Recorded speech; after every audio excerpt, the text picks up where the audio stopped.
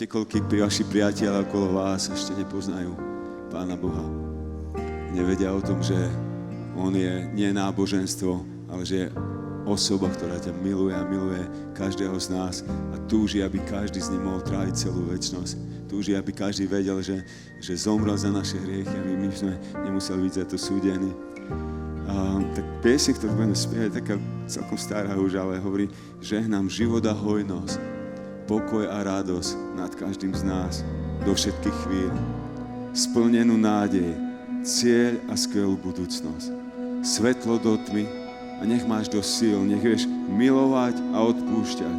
S čistým srdcom kráčať, uzdravený na duši a na tele od tvojich rán. A keď ju budeme spievať, my vám chceme žehnať z podia, vy môžete žehnať nám, ale zároveň by som bol rád, aby ste rozmýšľali o svojich blízkych, o svojich najlepších priateľov, o priateľoch alebo ľuďoch, ktorých sa nikto nestará a žehnali im do života presne tieto veci. Život a hojnosť, pokoj a radosť, všetko, čo je treba. Možno ľuďom na vašej ulici, vo vašej bytovke, okolo vás, tu v Čechách, na Moráve, všade. Nech Pán Boh dá, že budeme ľudia, ktorí žehnajú. Takže bude to naša modlitba teraz, dobre?